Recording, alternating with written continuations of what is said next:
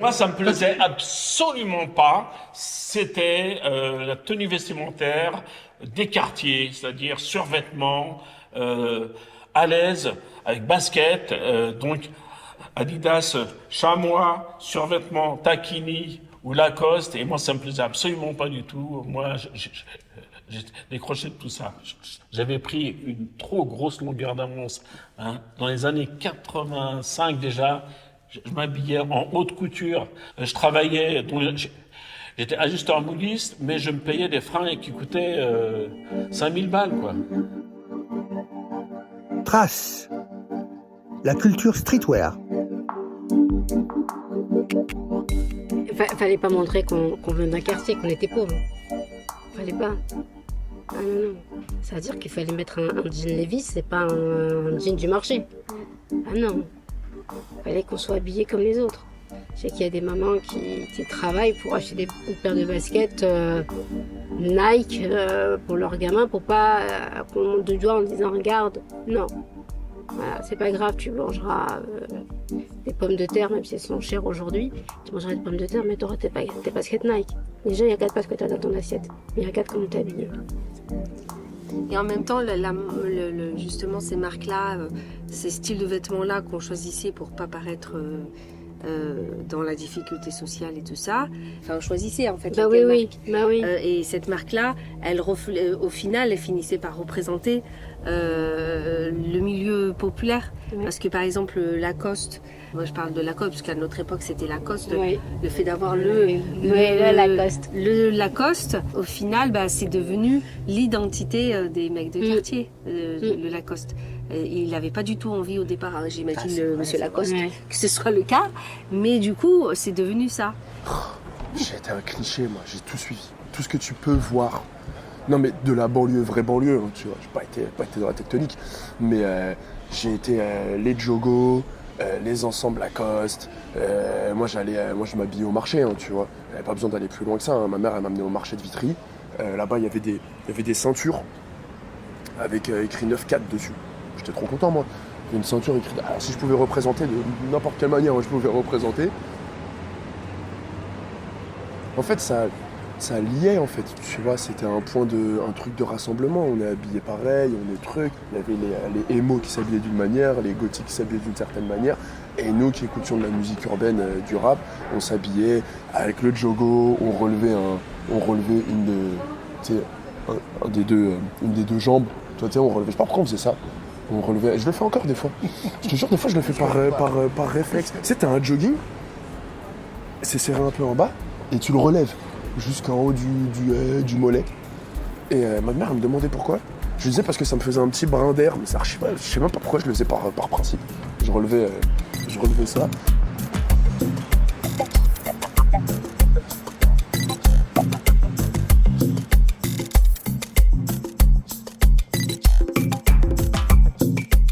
C'est parti de base du survêtement Adidas Originals avec les 3 bandes noires qui servaient beaucoup aux danseurs, aux breakdancers. Ensuite, ça a évolué vers quelque chose de plus classique avec, on va dire, l'avènement de Lacoste dans les quartiers. Hein. L'idée, c'était de détourner des codes vestimentaires bourgeois. Le bourgeois jouait avec son survêtement Lacoste le dimanche dans les beaux quartiers parisiens. Et dans les quartiers, tu as aussi cette volonté de revêtir certains marqueurs sociaux. Et c'était une manière de hacker ces codes sociaux qui étaient préemptés par les bourgeois et les ramener dans les quartiers. Donc c'est ce qu'ont fait les aînés, les grands frères. On va dire on est déjà dans les années 90, début des années 2000. Et en fait, ce qui symbolise vraiment cette entrée du Lacoste dans les quartiers, c'est vraiment l'arrivée d'un groupe qui s'appelle Arsenic, composé de Calbo et Lino, qui sont deux valdoisiens, et qui en fait ont sacralisé le Lacoste dans leur imagerie en fait. Pourquoi je marque vraiment l'arrivée du survêtement Lacoste dans les quartiers comme un marqueur temporel, c'est que c'est la première fois qu'on avait quelque chose de franco-français et qui relevait vraiment l'identité française dans les quartiers. Et pour moi, Lacoste, c'est un point de départ. C'est un point de départ.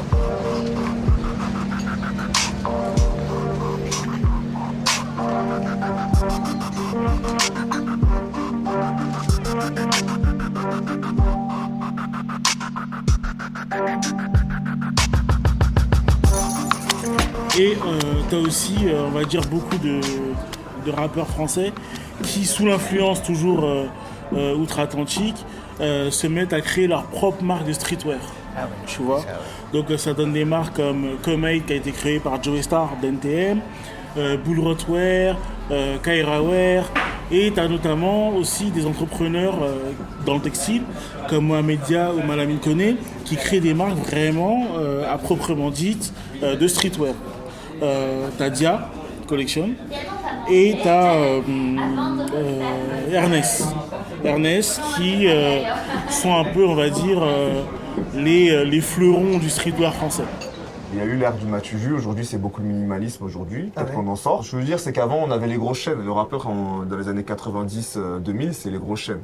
Aujourd'hui on met du Louis Vuitton, on met du Gucci, on met du Céline, des grosses marques françaises, mais les marques françaises aujourd'hui elles sont encore, pour moi, à part Louis Vuitton qui aime bien tout ce qui va être des ornements vraiment ostentatoires qu'on va vraiment beaucoup voir, mais la plupart du temps, la touche à la française, vous voyez, c'est la coupe bien faite. C'est pas une simplicité, mais c'est ça, c'est le design bien fait. On va rarement voir des rappeurs hyper farfelus. On commence à en voir, mais à la base, c'est simple, tu vois, parce que ça reste des codes de la banlieue. Je vais pas te trimballer n'importe comment. Là, ici, ça n'existe pas, il y a des codes. Nous, là-bas, on met nos Lacoste-TN, comme on dit.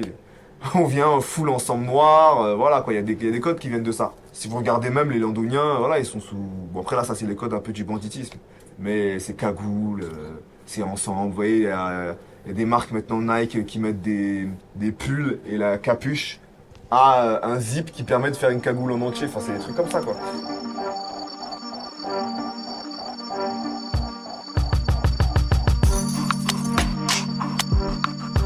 Il y a des marques qui aujourd'hui font énormément de chiffre d'affaires juste avec les gens de banlieue. Vous voyez les chaises de camping, les quechua là, c'est nous qui les achetons pour nous asseoir dehors. Voilà, c'est les chaussures de marche pareil. Hein. Ah ça j'avais pas vu ça. Ah bah si, c'est nous. Ouais, c'est ça. Dans les quartiers, il y a une uniformisation. Pourquoi ? Parce que si tu t'habilles autrement, tu es une cible. Prends un gars de quartier au Gros Saule, tu prends un autre qui habite à Marseille, c'est identique. Ils ont exactement les mêmes. La sacoche qui dépasse, parfois la casquette, capuche obligatoire, hoodies obligatoire. On a la mode, c'est ça aujourd'hui dans les quartiers. Autre chose. Il y a pas.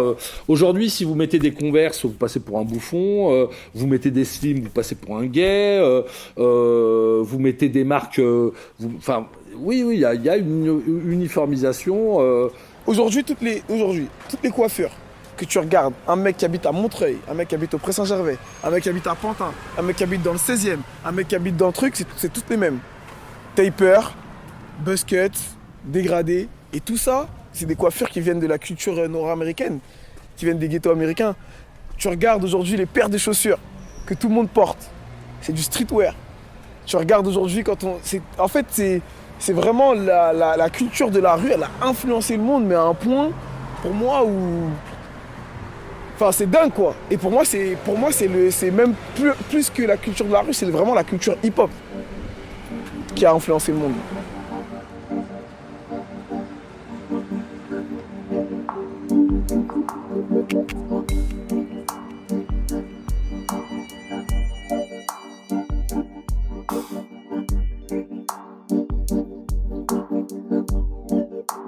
Trace. Une idée originale de Karim Yazi. Conception Marc Caméo, Emmanuel Joubert et Karim Yazi. Mixage et musique originale Emmanuel Joubert. Avec la participation de chercheurs, d'historiens, artistes, sportifs, professionnels du champ social et culturel et habitants des quartiers populaires de Sevran, Aulnay-sous-Bois, Marseille, Toulouse, Valence et Vitry-sur-Seine. Une réalisation originale du Tigel Théâtre, en co-réalisation avec le service culturel de la ville de Sevran et de la microphonie de Sevran.